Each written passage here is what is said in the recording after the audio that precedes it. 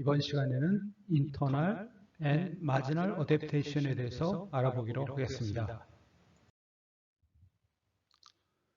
복합 레진의 중압축 응력을 제대로 조절하지 못하면 마이크로 리키지가 생길 수가 있고 NML 마이크로 크랙도 생길 수가 있으며 레슈레이션의 어댑테이션에 문제가 생깁니다.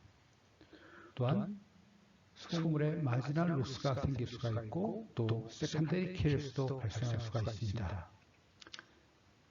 교두 사이의 거리가 줄어드는 교두 변이 현상도 발생할 수가 있습니다. 따라서 연구를 통해서 이러한 복합 레진의 중압축에 의해서 일어나는 마지널 또 인터널 어댑테이션의 변화를 살펴보는 것은 매우 의미 있는 일이라고 할 수가 있습니다. 먼저 인터널 어댑테이션을 평가하는 방법에 대해서 알아보기로 하겠습니다. 인터널 어댑테이션을 평가하는 방법에는 크게 나누어 두 가지가 있을 수 있겠습니다. 첫 번째는 디스트럭티브 메소드, 두 번째는 넌 디스트럭티브 메소드입니다. 디스트럭티브 메소드라는 것은 말 그대로 C편을 잘라서 샘플을 만들어서 그 치아와 치아 내면과 수복물과의 경계를 관찰하는 것을 방법을 말합니다. 그래서 수복물을 잘 넣게 되기 때문에 우리 그걸 디스트럭티브 메소드라고 합니다. 디스트럭티브 메소드는 수복물과 치아 내면과의 접촉면을 그대로 관찰할 수 있다는 장점은 있지만 C편을 잘라야 되기 때문에 제한된 수의 C편밖에는 우리가 얻을 수 없다는 그런 문제가 있습니다.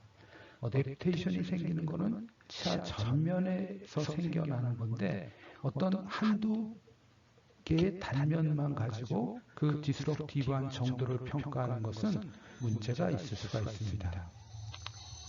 이에 반해서 넌 디스럽티브 메소드는 C편을 자르지 않고 마이크로 CT나 SSOCT를 이용해서 인터널 어댑테이션을 평가하는 방법입니다.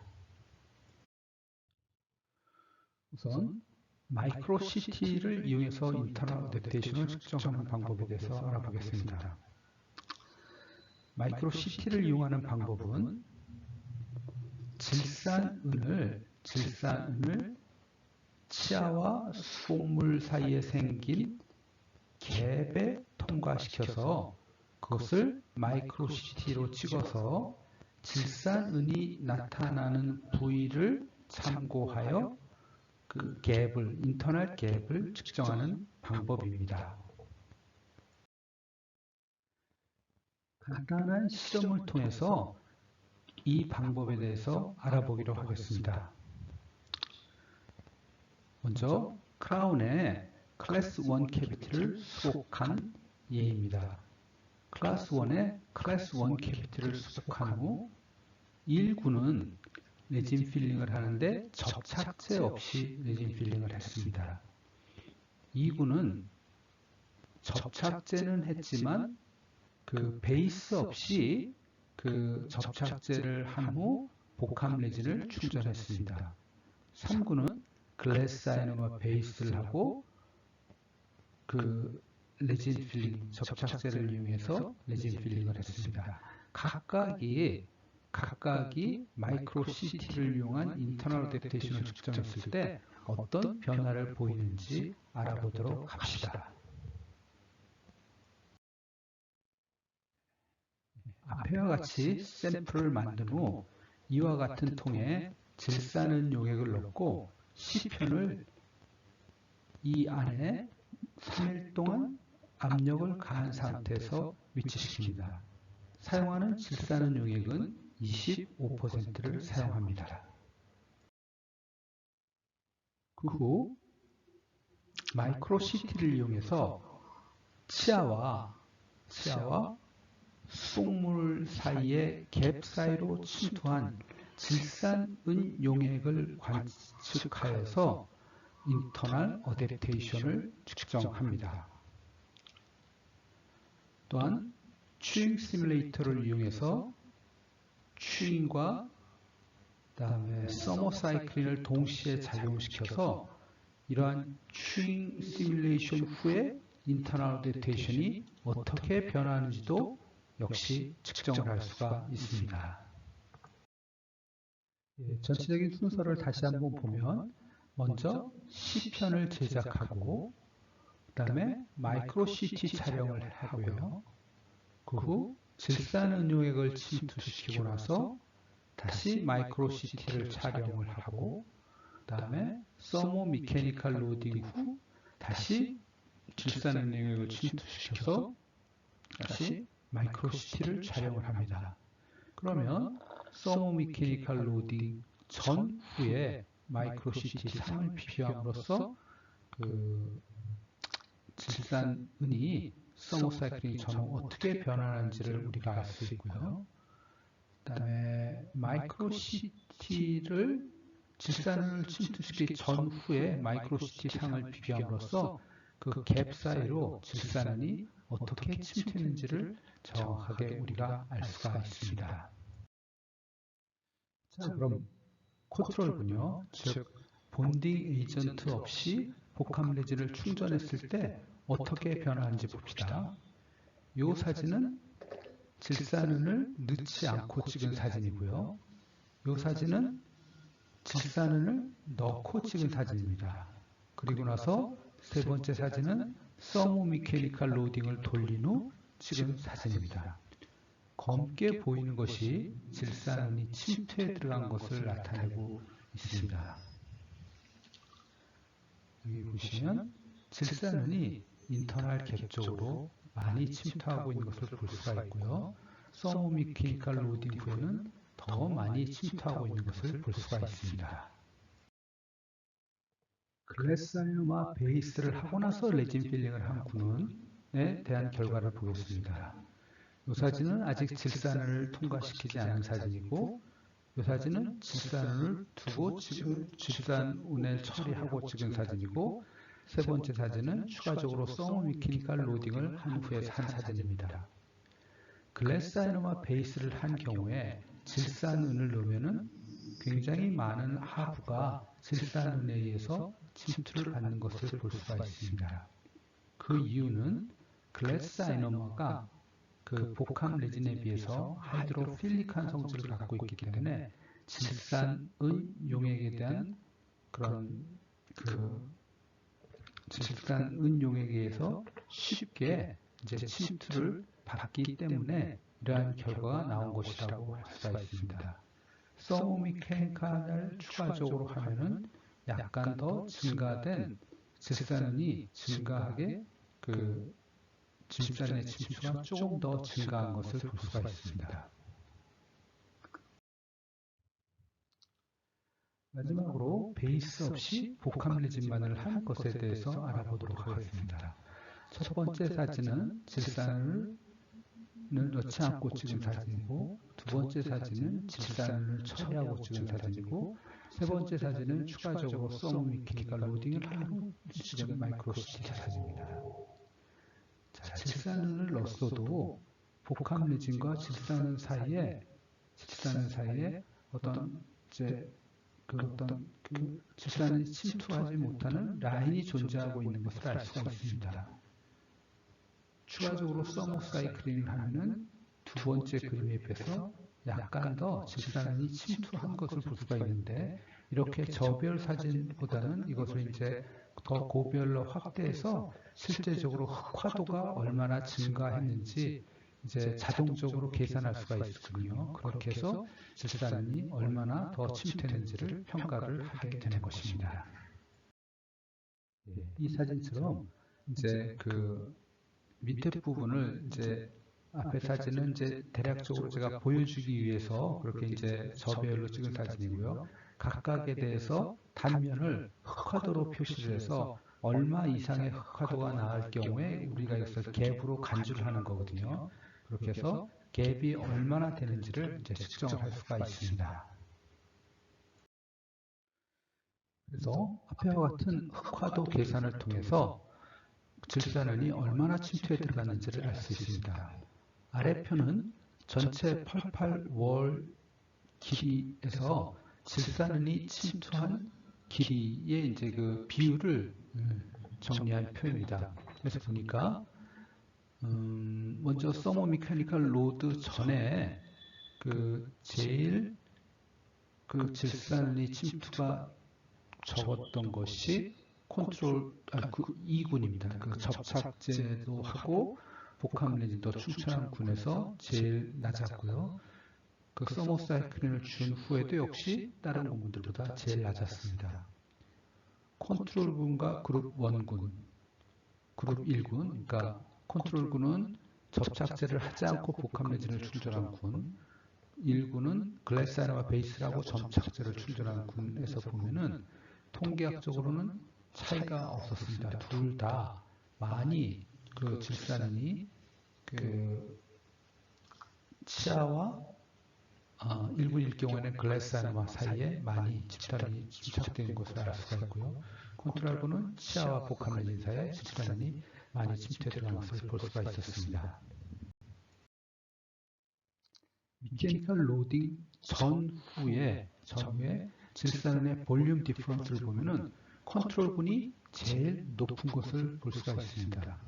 즉, 그 접착제를 바르지 않고 복합레진을 충전을 하면은 서머사이클린 후에 이렇게 많은 그 질산이 침투되는 것으로 봐서 그 갭이 크다는 것을 볼 수가 있습니다.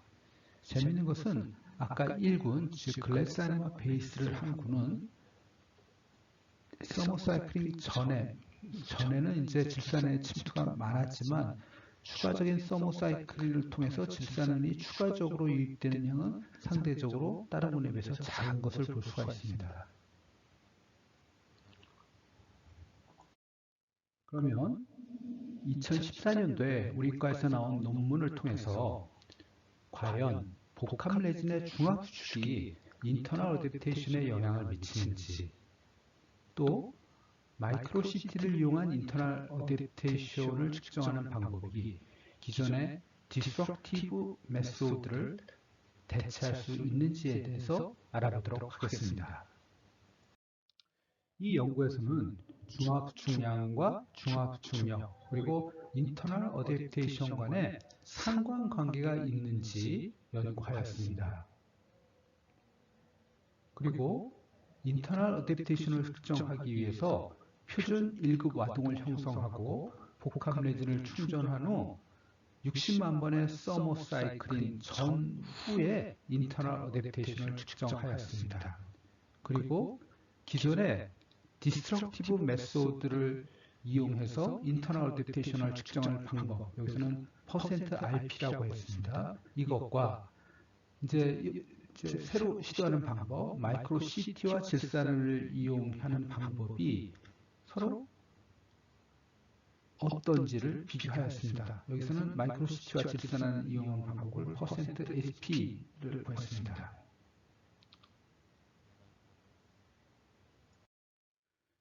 총 6종류의 레진을 사용을 했고, 앞에 4개는 일반 충전용 레진이라고 볼 수가 있고요.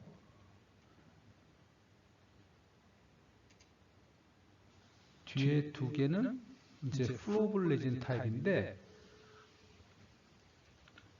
충전용 레진 중에서 필텍 P90은 실로레인 베이스 형태로 중합수축량이 제일 이제 지금까지 나와 있는 복합 레진 중에서 제일 적은 레진 형태고요. 여기 SCR은 Modified Uracil Dimethacerat에 있어서 벌크필 충전용으로 이제 나온 레진입니다. 인터널 어댑테이션을 측정하기 위해서 아까 말씀드린 대로 스페시핀의 1급 와동에 복합 레진을 충전하고 실버 나이트레이트를 페네트레이션 시킨 다음에 마이크로CT를 찍고 또 서머 미케니컬 로딩을 측정하고 실버 나이트레이트를 다시 침투시킨 다음에 다시 마이크로CT를 찍어서 이것으로 이제 실버 나이트레이트가 얼마나 평가했는지 이제 일단 비교를 하고요. 또 하나는 시편을 직접 잘라서 또 잘라서 염색을 한 후 그 염색약이 들어간 그런 그 곳을 봐서 마이크로 랭스를 측정을 해서 둘 사이를 비교했습니다. 즉 마이크로 CT를 이용해서 인터널 갭을 측정한 경우와 그 다음에 직접 잘라서 C편을 잘라서 인터널 갭을 측정한 경우를 비교를 했습니다. 여기서 마이크로 질산응용액과 마이크로 CT를 이용해서 그 88% 전체 랭스에 대한 실버 나이트레이트 88% 전체 랭스에 대한 실버 나이트레이트가 들어간 길이의 비율을 계산함으로써 퍼센트 SP를 계산을 합니다. 또 이것을 로딩, 서모미케니컬 로딩 전, 그 다음에 로딩 후 각각 퍼센트 SP를 측정을 합니다. 트레인 시뮬레이터를 이용한 서모미케니컬 로딩 방법입니다. C편을 여기다 놓고 여기서 이제 그 서모 사이클링이 일어나면서 우리가 위아래로 운동하면서 트레인 작용을 하게 되는 겁니다. 5도에서 55도의 온도를 순차적으로 가하고 5kg F, 즉 40뉴턴의 힘을 약 60만 번 주게 됩니다. 실버 나이트레이트를 이용한 인터널 디스테이션 측정 방법을 기존의 전통적인 디스트럭티브 메소드와 비교하기 위해서 그 디스트럭티브 메소드의 실험 방법을 설명하겠습니다. 시야 10편을 자르고 1% 로다민에 24시간 담근 후 스테레오 마이크로스코프를 이용해서 그 88%의 랭스 분의 토탈 마이크로 갭을 직접 측정을 합니다. 그래서 이것을 퍼센트 RP로 나타냅니다.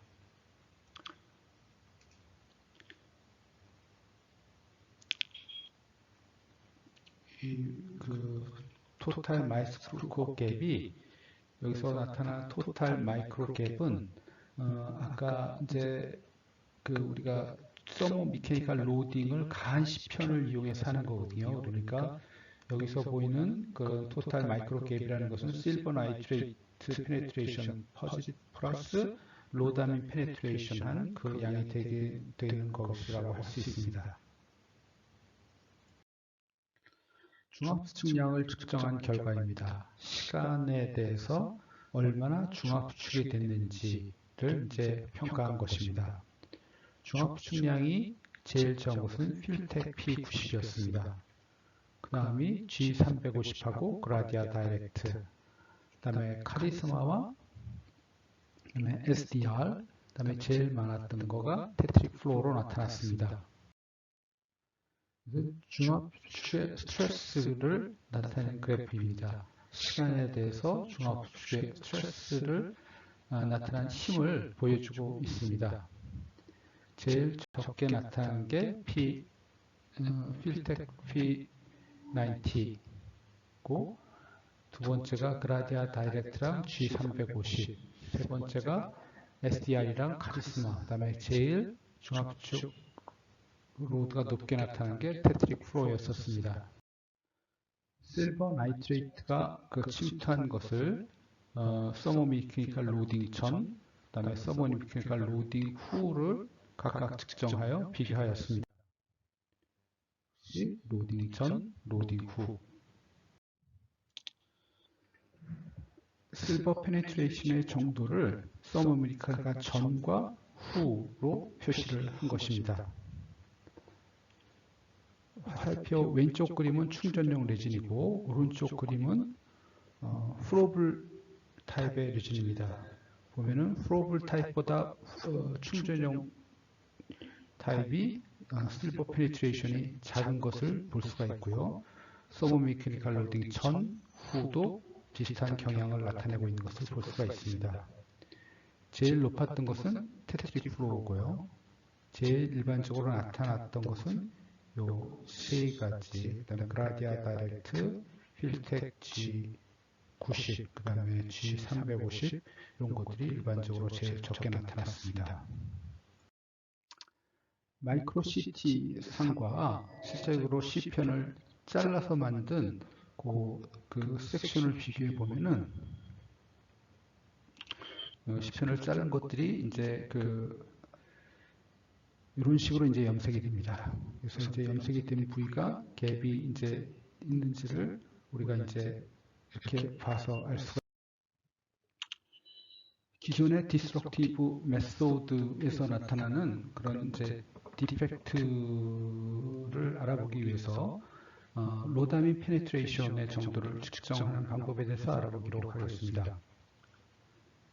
그 실버 나이트레이트 페네트레이션을 이용해서 SP를 측정한 C편을 다시 잘라가지고 여기다가 이제 로다민을 이제 그 염색을 했어요. 그래서 그 마지널 갭을 측정을 합니다. 그렇게 해서 이제 보니까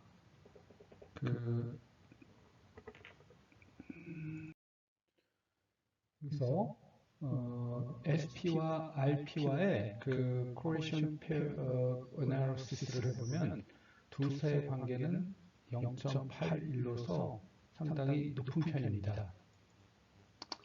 그 다음에 또 SP와 RP하고 각각이 폴리메이션 슈링키지하고 폴리메이션 슈링키지 스트레스에 대한 그 피어슨 코릴레이션을 보면은 다음과 같습니다.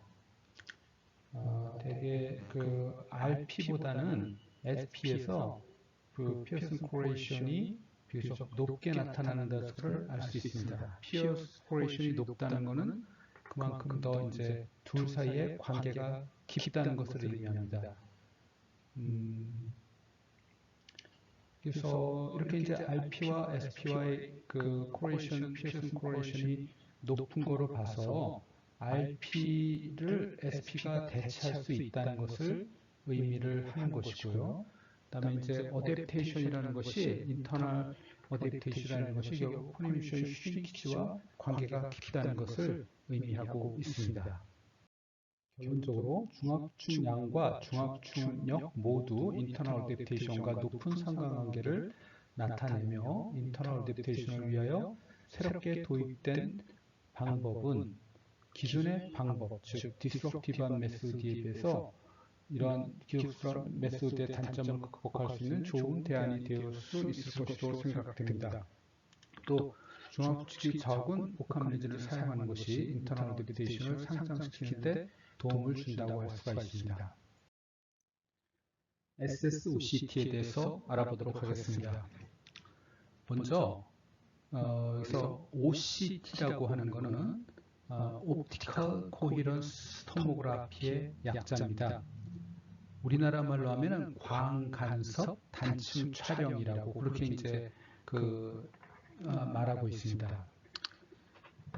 이 OCT는 가장 많이 이제 사용되는 분야가 우리 안과 분야에서 이제 많이 사용되는 방법인데, 이건 결국 그 원리로 치면은 초음파와 굉장히 흡사하다고 합니다. 근데 이제 초음파는 그 소리를 이용을 해서 이제 그 초음파를 쐬가지고 그 반사돼서 나오는 그런 파장을 이용해서 그 내부의 구조를 인식하는 거죠. 이거는 초음파 소리 대신에 빛을 이용해서 원리 자체는 초음파와 똑같은 그런 간섭, 빛의 간섭 같은 것을 이용해서 내부의 그 구조를 파악하는 그런 방법입니다. 그러니까 초음파와 굉장히 비슷한데 소리 대신 빛을 이용하는 거다. 이제 그렇게 아시면 되겠습니다. 그래서 이제 우리나라 이름도 광간섭이라는 이름을 쓰지 않았나 그렇게 생각합니다. 스왑 소스라는 것은 광간섭 단층 촬영의 한 종류인데요. 그러니까 스왑 소스라고 하는 것은 특별한 여기서 사용되는 레이저를 말한다고 합니다. 그러니까 이런 스왑 소스라는 레이저를 이용한 광간섭 단층 촬영을 하는 것을 SSOCT라고 이렇게 한다. 이제 그렇게 이해를 하시면 되겠습니다. 안과에서 사용하는 SSOCT의 원리를 설명하는 그림인데요. 그 적외선용에 가까운 파장을 내는 그런 쇳소스 레이저로부터 나오는 빛이 그 눈의 구조를 통과하고 내부의 해부학적 특성에 따른 그 간섭 현상을 일으키면서 이제 반사가 되겠죠. 이 반사가 돼서 얻어지는 그런 그 3차원 상을 이제 획득하게 되는 것입니다. 예, 치과에서 사용하는 SSOCT도 결국 같은 원리라고 볼 수가 있습니다. 근데 여기서 주의하실 거는 SSOCT라는 게 우리 빛을 이용하는 거기 때문에 결국 SSOCT라는 것은 무한히 깊은 영역까지 우리 스캔할 수 있는 게 아니고요. 그 깊이는 이제 한계가 있게 됩니다. 우리 치과에 이제 SSOCT를 치과에 적용할 때는 그런 무한히 깊은 영역의 단층 촬영을 할 수 있는 게 아니고 그 빛이 들어갈 수 있는 깊이가 지금은 약 한 2mm 정도 깊이밖에 되지 않습니다. 그래서 2mm 내에 그 단층 촬영을 하는 것이 지금 아직까지 치과에서 SSOCT를 적용할 때의 그 한계입니다. 그러면 SSOCT를 이용해서 인터널 어댑테이션을 측정한 연구를 알아보도록 하겠습니다. 이 연구는 2016년에 우리과와 동경의과 치과대학의 공동 연구로 이루어진 그런 논문을 중심으로 말씀드리겠습니다. 이 논문에서는 인터널 어댑테이션을 측정하는데 마이크로 CT를 이용한 방법과 SSOCT를 이용한 방법 간에 차이가 있는지를 연구해 보았습니다. 이번 연구에서는 3스텝 H&Rinse 시스템과 2스텝 H&Rinse 시스템, 그 다음에 2스텝 셀 패칭 시스템과 1스텝 셀 패칭 시스템을 이용해서 표준화된 와동 내에 복합 레진을 이용하여 충전한 후 SSOCT와 마이크로 CT를 이용해서 인터널 어댑테이션을 각각 측정해서 그 값을 서로 비교하여 보았습니다. 좀 더 자세히 설명드리면 보바인 치아에 표준화된 와동을 설정하고 거기에 이제 상아질 접착제를 접착하고 그다음에 레진 필링을 하였습니다. 여기서 사용한 접착제는 조금 전 말씀드린 대로 각 군에 따라서 서로 다른 접착제를 적용하였습니다. 그 후에 SSOCT를 측정을 하였습니다. SSOCT를 측정하고 그 다음에 서모 사이클링을 하고 나서 그 다음에 SSOCT를 다시 측정했습니다. 그래서 SSOCT의 경우는 서모 사이클링 전후의 데이터가 이제 나온 거고요. 이게 서모 사이클링까지 한 후에 SSOCT를 이거를 HR을 이용해서 저희 과에서 연구해온 마이크로 CT를 이용한 실험을 하기 위해서 이제 질산은 용액에 넣은 거고 그것을 이용해서 마이크로 CT를 측정했습니다. 그래서 그 마이크로 CT에서 측정된 데이터랑 이제 SSOCT에서 측정된 데이터랑 서로 비교를 해 보았습니다. SSOCT의 경우에서도 이전에 마이크로 CT에서의 경우에서 같이 그 이제 찍은 단면에서 그 전체 캐비티 베이스 길이에서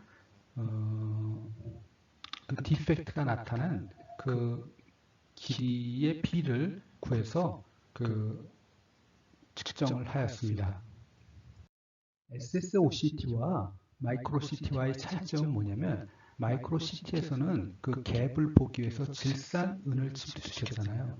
근데 SSOCT를 할 경우에는 그럴 필요가 없다는 겁니다. SSOCT는 디펙트가 나타난 부위는 이제 다르게 나타나기 때문에 따로 질산을 넣지 않고도 이것을 이제 측정할 수가 있습니다.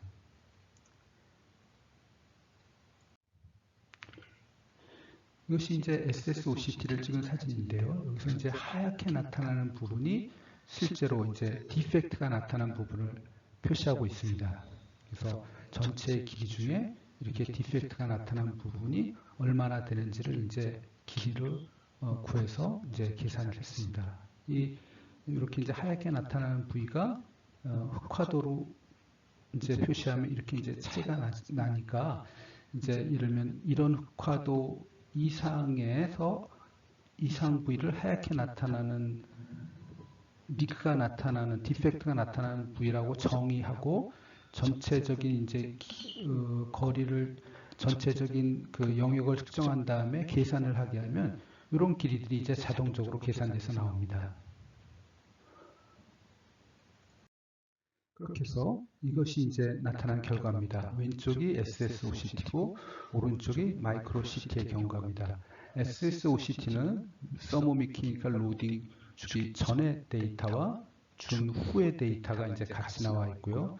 마이크로CT는 그 서모미케니컬 로딩 준 후의 데이터가 나와 있습니다. 먼저 SSOCT에서 보면은 서모미케니컬 로딩을 주기 전보다 서모미케니컬 로딩을 준 후에 니크가, 그러니까 디펙트가 다 훨씬 높아진 것을 볼 수 있고요.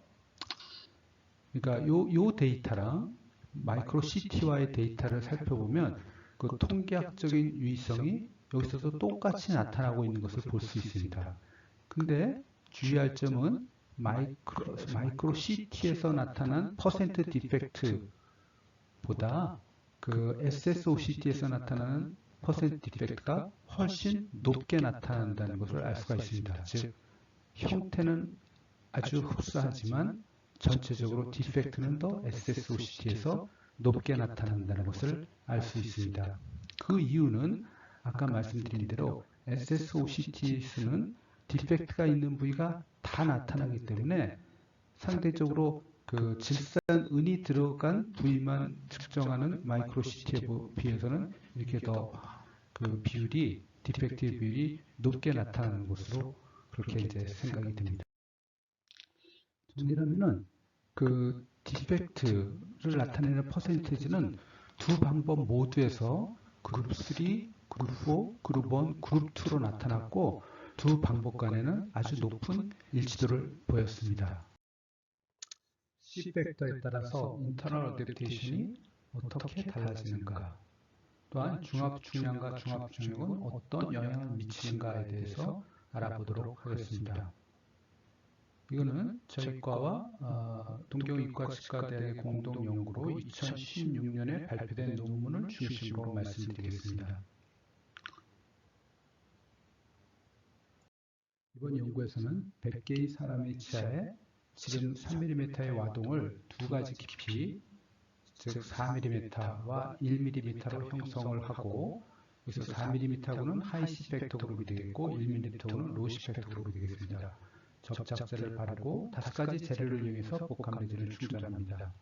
서모미케니컬 로딩을 가한 후 임퍼펙트 마진의 퍼센티지를 SSOCT를 이용해서 측정합니다.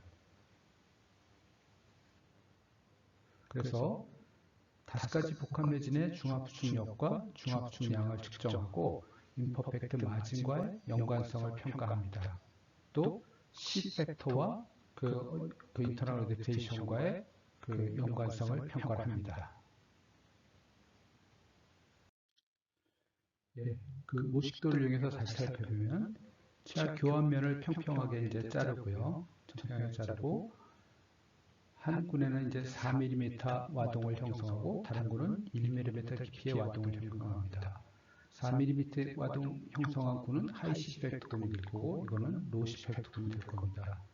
4mm 와동군에는 접착제를 바른 후 복합 레진을 충전을 하고요. 그 로시 팩터 군에서는 1mm 깊이의 복합 레진을 충전하고 나머지 윗부분은 몰드에다 넣고 복합 레진을 충전하고 이제 몰드를 제거합니다. 그러고 나서 그 4mm 군에서는 위에 2mm를 잘라버리고요. 여기 그 로시 팩터 군에서는 여기서도 역시 위에 2mm를 잘라버립니다. 이렇게 잘라버리는 이유는 아까 말씀드린 대로 SSOCT에서는 그 깊이, 측정하는 깊이의 한계가 있기 때문에 이게 맥시멈 깊이 2mm에 맞추기 위해서 위에 2mm를 잘라버린 거고요. 여기서도 이제 마찬가지입니다. 그래서 각각 시간을 만든 후 이제 이걸 SSOCT를 측정했고요. 이때 이제 충전하는 레진들 서로 이제 5가지 종류의 레진을 측정해서 레진의 그 중합 중량이나 중합 중력에 대한 영향도 같이 이제 봤습니다. 사용한 복합 레진들을 나타내고 있습니다. SSOCT에서 디펙트가 나타나는 부위의 모습을 보여주고 있습니다. 복합 레진을 측정할 때 제로 컴플라이언스의 상태와 컴플라이언스를 어느 정도 허용하는 상태의 모습을 보여주고 있습니다. 컴플라이언스 여기가 가운데가 샘플이고요. 컴플라이언스 제로 컴플라이언스 상태에서는 이 샘플의 그 두께가 라이트 퀘링 전하고 일정하게 유지되는데 반해서 컴플라이언스를 어느 정도 허용하면은 미세하게 내려오죠. 그래서 정확하게 하면 하이트가 좀 줄게 되는 것입니다. 실험의 결과입니다. 하이 C팩터와 로우 C팩터에서 SSOCT에서 나타나는 임퍼펙트 마진의 그 결과를 보여주고 있습니다. 하이 C팩터에서 로우 C팩터보다 전반적으로 높은 임퍼펙트 마진을 나타내고 있는 것을 볼 수가 있습니다.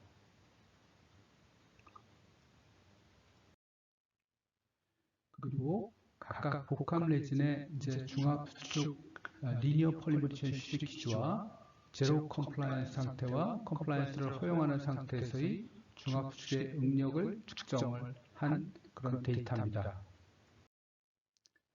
그래서 있어 보니까 로우 슈링키지와 제로 컴플라이언스, 그다음에 그 제로 컴플라이언스를 허용하는 상태와 각각 하이 C 팩터와 로우 C 팩터에서의 임퍼펙트 마진에서의 코렐레이션을 보니까 전반적으로 다 높게 나타나는 것을 볼 수가 있습니다. 단 제로 컴플라이언스 상태의 중합축의 응력과 그 로우 컴플라이언스 로우 C 팩터에서의 임퍼펙트 마진과는 서로 연관성이 없었습니다. 이번 연구 결과로부터 낮은 C팩터에서보다 높은 C팩터에서 인터널 어댑테이션이 더 불량하다는 것을 알 수가 있었습니다. 그 다음에 중합축량과 중합축력이 C팩터가 높거나 낮은 와동에서 일반적으로 높은 연관성을 갖는 것으로 나타났습니다. 마지널 어댑테이션의 측정에 대해서 말씀드리겠습니다.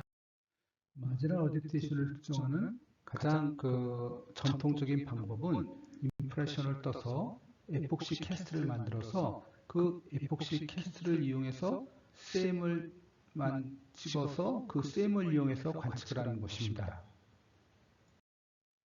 이렇게 이제 레플리카를 떠서 관찰하는 경우에 그 장점이 뭐냐면 치아에 대해서 여러 단계의 이제 스트레스를 가한 다음에 그 각 단계에 따라 그 임프레션을 두고 레플리카를 만들게 되면은 이제 여러 번 그 에이징의 정도에 따른 마지널 어댑테이션의 변화를 관찰할 수 있다는 그런 큰 장점이 있습니다. 그런데 단점은 무척 시간이 많이 걸리고 또 일도 많고 단지 이게 마진을 2D로밖에 관찰할 수 없다는 그런 단점이 있습니다. 이렇게 임프레션을 떠서 레플리카를 만들어서 그거를 이제 셈으로 관찰하는 방법보다 직접 마진을 현미경을 통해서 관찰을 할 수 있다면 훨씬 더 우리가 편하게 마진을 관찰할 수가 있을 것입니다. 그 방법을 저희 과에서 진행된 실험을 통해서 알아보도록 하겠습니다. 이 실험은 인터미턴트 폴리머리제이션을 하는 것이 마지널 어댑테이션과 커스탈 디프렉션에 미치는 영향을 연구한 논문입니다. 두 가지 종류의 복합 레진을 사용했습니다. 헬리오몰라와 피라미드. 헬리오몰라는 피라미드보다 중합축 양과 중합축력이 훨씬 작다는 것을 이전 실험을 통해서 미리 이제 정보를 입수하고 그것에 따라서 이렇게 두 가지 재료를 선택한 것입니다. 복합 레진을 중합시키는데 맨 첫 번째 그룹은 컨티뉴스하게 60초를 중합을 시켰고 나머지 세 구는 인터미턴트하게 중합을 시켰는데 2구는 2초간 라이트 큐링한 다음에 1초간 쉬었다가 또 2초간 라이트 큐링하고 1초간 쉬고 그런 식으로 90초 동안 라이트 큐링을 했고요. 3구는 1초간 라이트 큐링하고 1초간 라이트 옵 하는 방법으로 120초를 했고 4구는 1초 라이큐링 온, 2초 라이큐링 오프 하는 방법으로 180초 동안 라이큐링을 했습니다. 그래서 이제 이렇게 복합 레진을 충전을 한 후에 그 모든 마진을 150배 현미경화에서 다 관찰을 했습니다. 이런 식으로 전체 마진을 관찰을 했고, 이제 필링하고 이제 광학 해부 현미경으로 마진을 전부 다 관찰을 하고, 그 다음에 서머 미케니컬 로딩을 걸린 후 다시 마진을 관찰했습니다. 그래서 서머 미케니컬 로딩 전후에 마진을 비교했습니다. 요새는 이제 이런 기계로 서머 미케니컬 로딩을 이제 관찰을 합니다. 이런 식으로 물이 들어가 있고 물이 들어왔다 나왔다 이제 1분 간격으로 하고요. 물의 온도는 5도에서 55도로 이제 그 자동적으로 순환이 되면서 위에서 이제 교합압을 가해주고 시야는 약간씩 레터럴 무브먼트를 하게 됩니다. 예, 그렇게 해서 이제 관찰을 한 모습이고요. 이게 T라고 써 있는 거는 토탈 마진을 나타낸 거고, 이건 오클루전 에나멜, 버티칼 에나멜, 그다음에 서비칼 에나멜을 나타내는 것입니다. 그래서 토탈 마진을 보면은 그 컨티뉴어스 마진의 퍼센테이지가 그룹 1이 그러니까 60초 동안 계속 라이큐링한 게 그 인터미턴트하게 라이큐링한 그룹 3이나 4보다 그러니까 컨티뉴어스 마진이 적다. 그러니까 디펙트가 더 많다는 얘기죠. 그런 것을 이제 알 수가 있습니다. 이거는 서머 미케니컬 하기 전 사진이고요. 헬리움 몰라의 경우에 또 그 피라미드의 경우도 역시 같은 양상이 나타났습니다. 토탈 마진에서 인터미턴트하게 한 것들이 컨티뉴어스하게 한 것보다 이렇게 이제 더 그 컨티뉴어스 마진이 더 크게 나타났습니다. 이건 이제 그 서머 미케니컬 로딩을 한 후의 데이터인데요. 한 후에 보면은 서머 미케니컬 로딩 전보다는 더 컨티뉴어스 마진의 그 비율이 다 줄어들었고 토탈 마진의 경우에 있어서 컨티뉴어스 그 라이큐링 한 군보다는 그냥 라이큐링을 인터미트하게 한 군이 더 높은 그 컨티뉴어스 마진의 퍼센티지를 나타냈습니다. 헬리움 몰라의 경우도 역시 같이 비슷한 양상으로 나타납니다. 마지널 어댑테이션을 어떻게 측정하는지 간략하게 알아봤습니다. 다음에 이제 실습 시간에서는 이렇게 인터널 어댑테이션과 마지널 어댑테이션을 어떻게 측정하는지 실제적으로 여러분들이 이제 그 실습을 통해서 알아보게 될 것입니다. 네, 오늘 수고 많이 하셨습니다.